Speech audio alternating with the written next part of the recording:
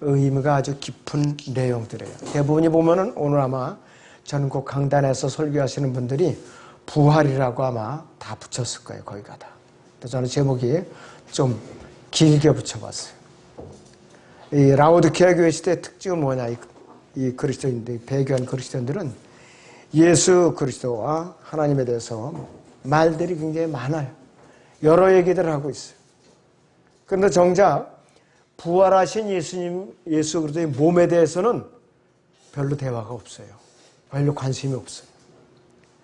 자신들이 부활하신 예수도 같이 변화되어서 영원한 세상에서 영원한 생명을 누리게 된다는 사실에 대해서 진지하게 받아들이질 않아요. 그렇게 실감나게 받아들이질 않고 있어요. 왜? 세상에 젖어 있거든요. 새가 깃털이 비에 젖으면 좀 둔해요. 마찬가지로 사람도, 그리스도인들도 마음의 깃털이 세상에 흠뻑 젖어 있으면은 운신하기가 힘들다 이것이. 우리는 머지 않았어요. 주님의 몸과 같이 부활할 이제 몸을 입을 날이 멀지 않았어요.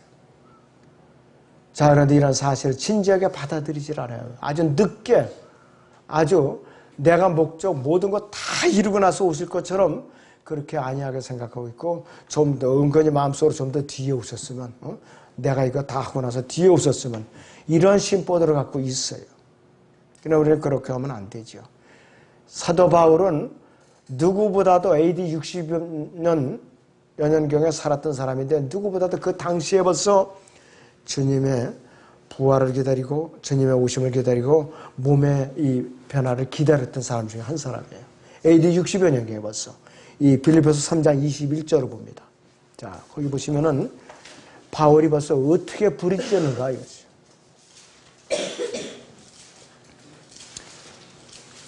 자, 그가 만물을 자신에게 복종시키는 그 능력의 역사로 인하여 우리의 천한 몸을 그분의 영광스러운 몸과 같이 변모시킨다고 그랬어요.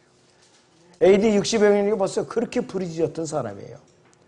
근데 지금 벌써 2019년, 오늘이 4월 21일이에요. 얼마나 많은 세월이 흘렀어요. 사도 바울에 비하면 우리는 갑절이 뭐예요? 메시갑절로도 부르짖어야 되는데 태평세월을 보내고 있어요. 저 자신도 부인할 수 없는 사실이에요, 이건. 예수님께서 우리를 데리러 오시면은 우리의 몸은 그분의 형상과 정확하게 일치되게 돼 있어요. 한치 오차도 없어요. 그분과 만약에 우리가 뭐가 어긋난 부분이 있다 그러면 큰일 날 짓이에요. 큰일 나는 일이에요. 우리는 그분과 똑같이 돼야 돼요. 성분이 눈곱만치라도 틀리면 큰일 나는 거예요. 우리는 틀림받지 못해요. 그럼 부활한 몸의 신비는 몸은 어떻게 이렇게 신비라고 부르는가 이거지. 혈과 육은 하나님의 왕국, 영적인 왕국을 상속받을 수 없다고 그랬어요.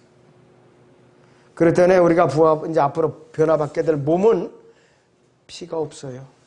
피가 없다 이것이요. 최초로 아담이 지음받았을 때 피가 없어요. 살과 뼈로만 되어 있었어요. 중간쯤에 이제 제가 언급을 해드리죠. 부활하신 예수님께서 사람들에게 나타났을 때 그 예수님 몸에 피가 있었는가? 없었어요. 그런데 부활받기 이전에 저나 여러분들의 몸에는 여전히 죄의 피가 흐르고 있어요. 아직도.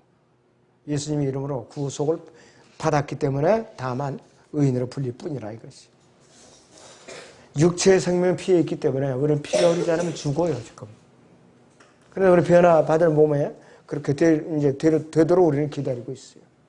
예수님께서 갈보리 십자가에서 흘려놓으신 것이 피는 피인데 사람의 피가 아니고 하나님의 피를 흘리신 것이. 누구 때문에? 저나 여러분 때문에 흘리셨다 이것이. 그리고 그분의 피로서 교회를 사놓으신 거예요. 그래서 지역교회가 세워질 때마다 그분의 피로서 세워놓으시는 거예요. 그냥 세우는 거 아니에요. 그래서 지역교회는 한 가정에 모이거든 100가정에 모이건 수백 가정에 모이건 지역교회를 헐뜯거나 시기 질투하거나 쓰러뜨리는 행위라면 그건 보통 죄악이 아니에요. 주님의 이름으로 모이는 그런 지역교회는 함부로 사람이 압력을 가하거나 위해를 가서 교회를 박혀면 안 된다 이거예요. 그런데 그런 일이 일어나고 있어요. 현재 일어나고 있으니까 참 기가 막힌 일이에요. 부활하신 예수님께서 살과 뼈만 갖고 오셨어요. 누가복음 24장 39절에서 증거하고 있어요. 누가복음 24장 39절에서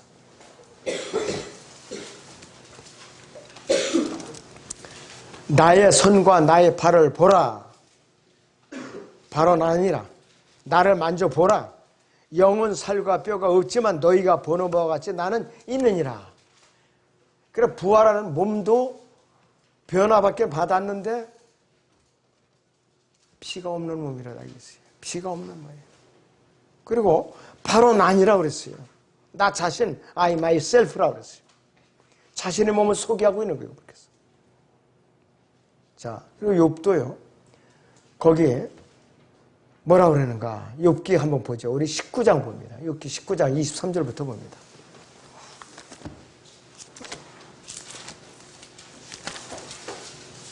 예, 욥기 19장에 23절에서 27절을 같이 보겠습니다. 오, 내 말들이 지금 기록된다면, 오, 내 말들이 이 책에 쓰여진다면, 내 말들이 철필과 나보러 바위에 영원히 새겨진다면, 이는 나의 구속주가 살아계시고 훗날 그가 땅에 서실 것임을 내가 알미라. 내 피부의 벌레들이 이 몸을 멸한 뒤에라도 내가 내 몸을 잊고 하나님을 보리라. 내가 친히 그를 보리니 비록 내 콩팥이 내 안에서 소멸된다 해도 다른 사람이 아닌 내 눈으로 보리라 그랬어요.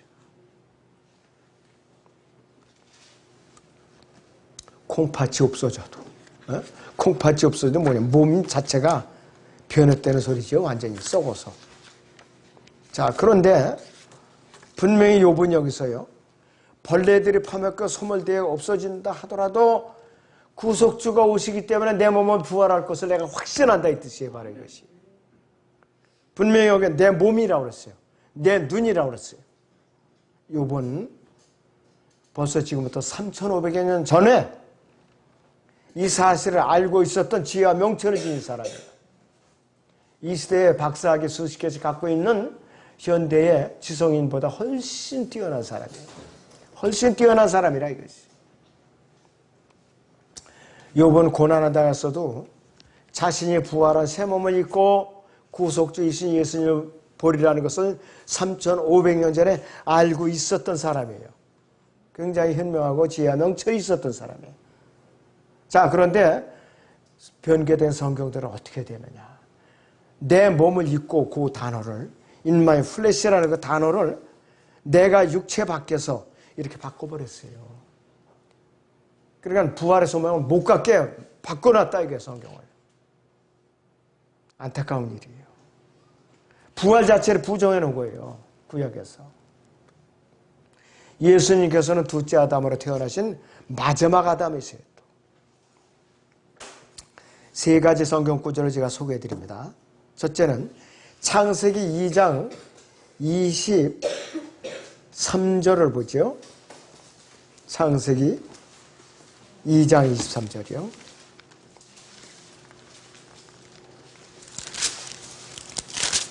거기 보시면은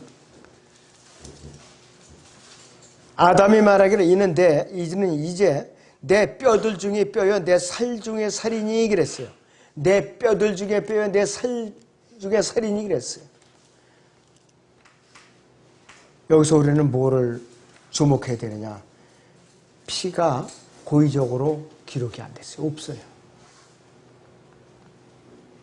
또 누가복음 24장 39절 방금 읽었죠? 누가복음 24장 39절 그냥 듣기만 하세요. 영은 살과 뼈가 없지만 너희가 보는 것 같이 나는이라. 나는이라. 성령님께서 의도적으로 피라는 단어를 뺐어요. 의도적으로. 또 고린도전서 15장 50절을 보죠. 고린도전서 15장 50절.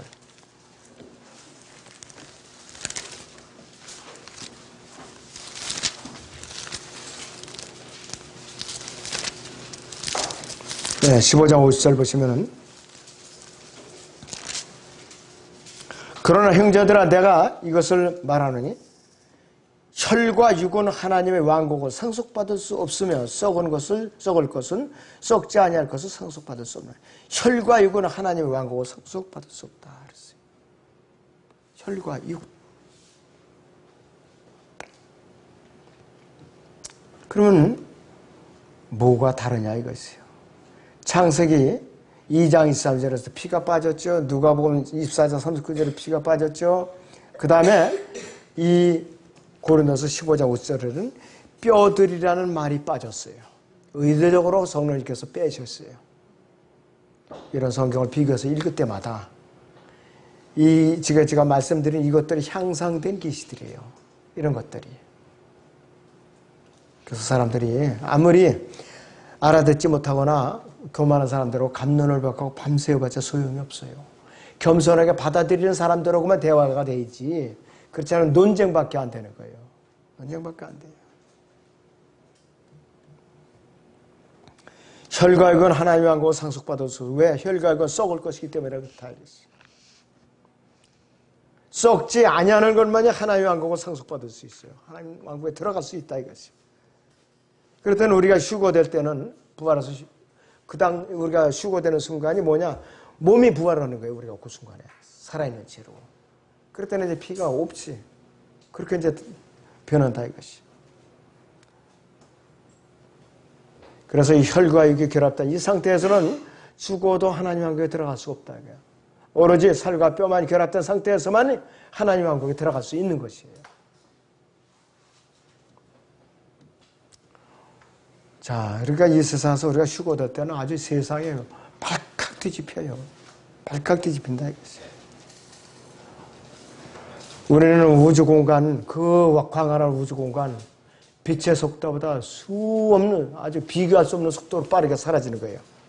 섬광보다도 더 빨라요. 섬광, 번쩍이는 섬광보다도. 미사일 개발한다고 그러는데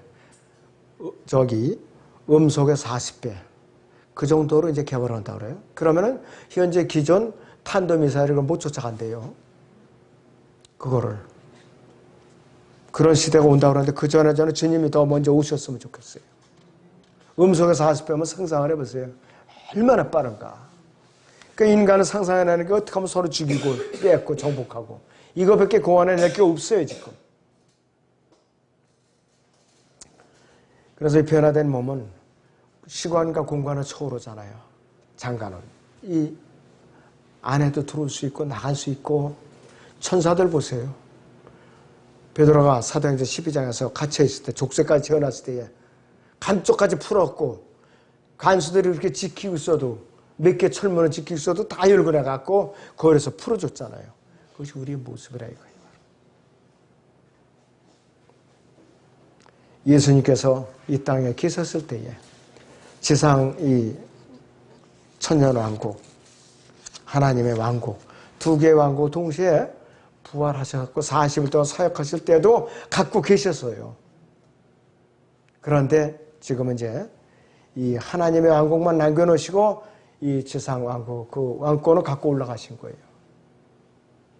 자, 예수님께서 부활하신 이후에 어떤 일이 또 벌어졌는가? 이 요한복음 20장 21절을 보겠습니다. 요한복음 20장 21절 본문 봅니다. 그때 예수께서 그들에게 다시 말씀하시기를 너희에게 평강이 있으라 내 아버지께서 나를 보내신 것 같이 나도 너희를 보내노라 그랬습니다. 제자들에게 대위임이 명령해 주어졌어요.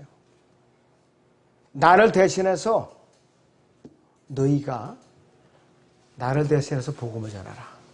나를 대신해 복음을 전하라 그랬어요. 그것이 바로 마태복음 28장 맨 끝절입니다. 마태복음 28장 맨 끝절이에요.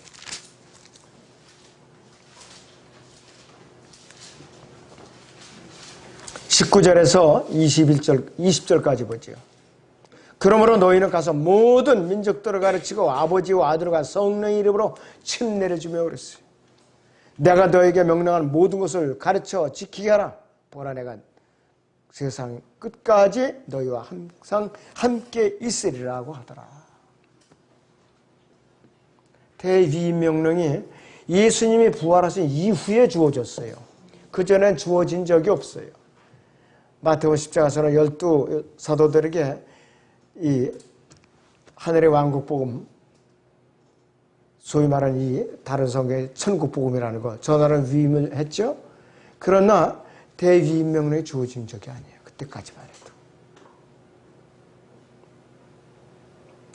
그리고 제자들은 분명히 성령을 받긴 받았어요. 성령 침례는 못 받은 상태였다 이거예요. 요한복음 20장 22절을 봅니다. 22절에 이 말씀을 하신 후 그들에게 숨을 내쉬어 말씀하시기는 성령을 받으라 이렇게 명령을 하셨어요.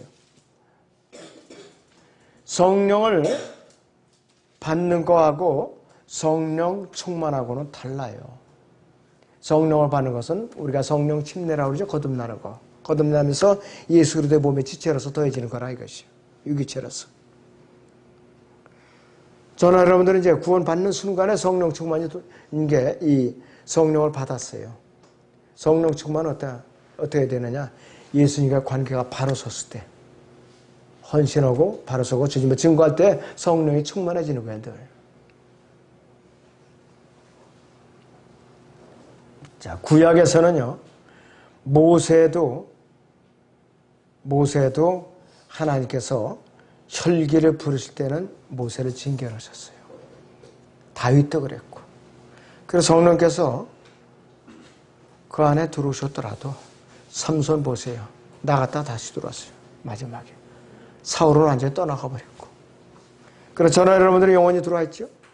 얼마나 감사해요. 너무나 더 감사하는 일이겠어요.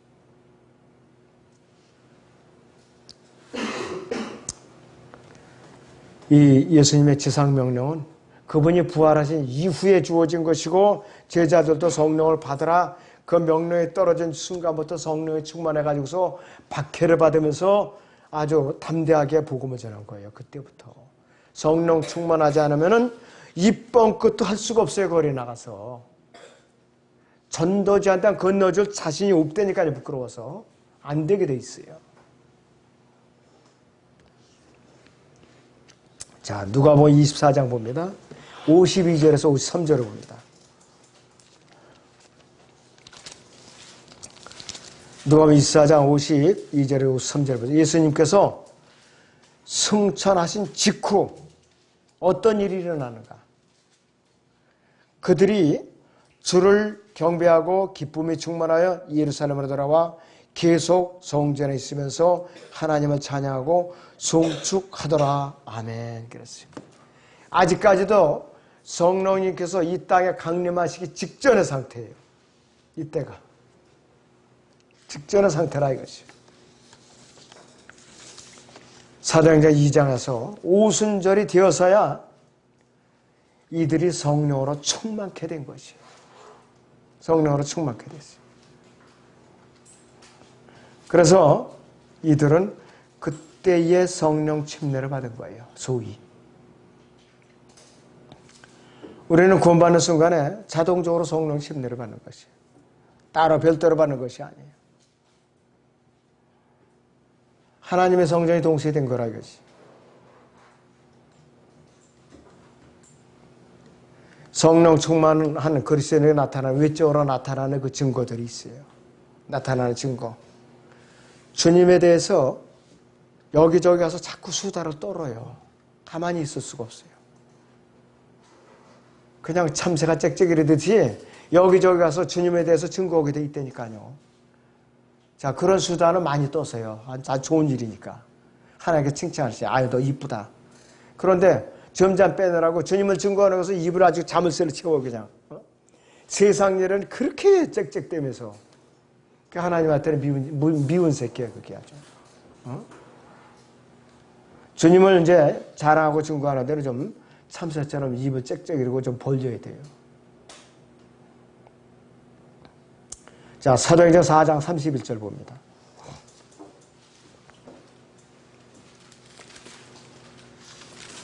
사도행전 4장 31절에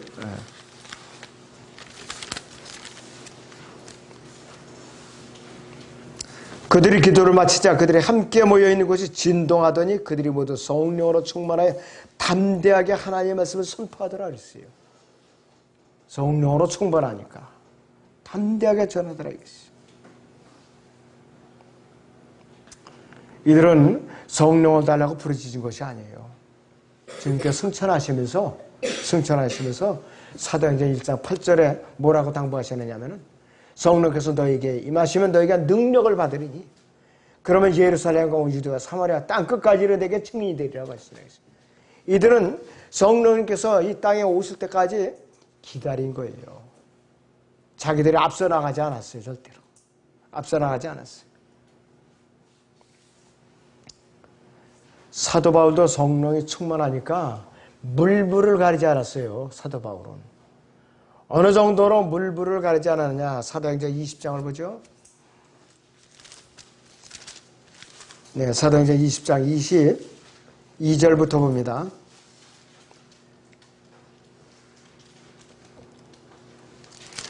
22절부터 이제 보라 내가 영안에서 메인바되어 예루살렘으로 가노니 거기에서 내게 무슨 일이 일어나는지 알 수 없지만 다만 성령께서 각 성읍에서 증거하여 말씀하시기를 결박과 고난이 나를 기다리고 있다고 하시니라.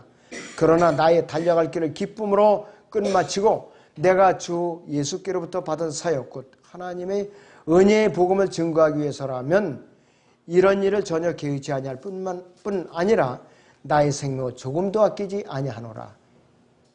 자, 이렇게 담대하게 죽을 각오라고 갔던 것이에요. 체포됐죠, 결국. 성령으로 충만한 사람이 자신의 생명을 조금 더 아끼지 않는다면 어떤 현상이 나타나느냐. 첫째는 하나님을 사랑합니다. 그리고 하나님의 말씀을 또 사랑하게 돼 있어요. 하나님의 말씀을. 또 하나님의 말씀을 더 사모하죠. 묵상하죠. 갈급해하고 하나님의 말씀에 대해서 즐거워하게 돼 있어요. 일주일 내내 성경을 덮어놓고 먼지가 이렇게 덮일 정도로 그런 짓은 안 한다 이거예요. 그리고 입을 굳게 다물고 정말로 기도하는 거 어떻게 되는 건지 기도조차도 잃어버릴 정도로 뜸한 정도로 그런 생활을 안 한다 이것이. 오순절에 하나님께서는 어떤 약속을 했느냐 이것이. 성령 침례를 약속했어요. 사도행전 1장 5절에 보니까 요한은 정령 물로 침례를 줘서 너희는 여러 날에 지나지 않아 성령으로 침례를 주리라고 그랬어요. 침례를 받으리라고 그랬어요. 주님께서 승천하신 이후 50일째 되는 날 성령께서 임하셨죠. 그리고 이들은 능력으로 충만했고 능력을 받았고 너무나도 이들이 굉장히 아주 그냥 담대했던 것이에요. 자, 그리고 이들은 죄사함의 능력이 부여됐던 거예요. 그 요한복음 본문 20장 23절을 봅니다. 너희가 누구의 죄든지 용서하면 그들이 죄사함을 받게 되며 누구의 죄든지 그대로 두면 그들이 있게 되리라. 12 사도들이 잘나서가 아니라 예수님께서 권한을 위임을 받아서 죄사함의 권한을 위임을 받은 거예요. 그들이 복음을 전하고 예수님의 이름으로 증거하면은 예수님께서 사실은 죄사함을 이제 풀어주시는 건데 이 제자들에게 위임을 했으니까 예수님의 이름으로 죄가 용서되는 거예요. 이 시대의 그리스도인들은 마찬가지예요. 우리도 예수님의 그 명령을 위임받아서 죄사함이 선포되는 거예요. 메시지를 선포하면 그들이 죄가 용서받고 거듭난다 이거예요. 바로 예수님의 그 권한을 위임받아가지고. 자, 고린도후서 5장을 보겠습니다.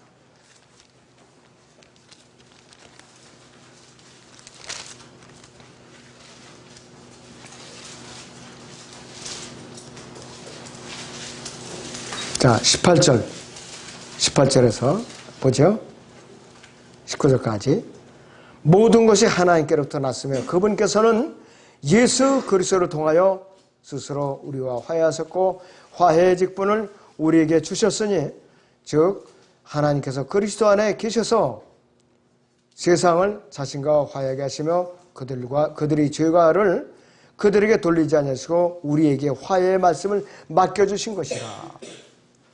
이 화해의 말씀을 여러분들이 부지런히 증거할 때마다 죄사함의 메시지가 선포되고 사람들의 죄가 용서되고 하나님의 자녀들로 태어나는 것이에요. 우리가 잠잠하면은 죄사함의 울타리가 넓혀질 수가 없어요. 넓혀질 수가 없어요. 우리가 부지런히 입을 열어서 한마디로 크게 나팔을 불어대야 울타리가 넓어져요. 한 명이라도 더 죄사함을 받는 것이. 주님의 몸을 부활하신 이후에 이러한 일들이 벌어진 거예요. 이러한 구체적인 일들이 벌어진 것이. 일반적인 부활 설교는 여러분들이 그 사람들이 많이 전하지만은 이런 얘기는 사람들이 별로 그렇게 제가 방송을 들어봐도 안 나오길래 좀 구체적으로 이렇게 좀 정리를 해봤어요. 아무쪼록 여러분들이 이 강단에 선포된 이 메시지들이 어떤 변화들이 일어나는가. 자, 이제 되새김질을 하시기 바랍니다. 기도하겠습니다.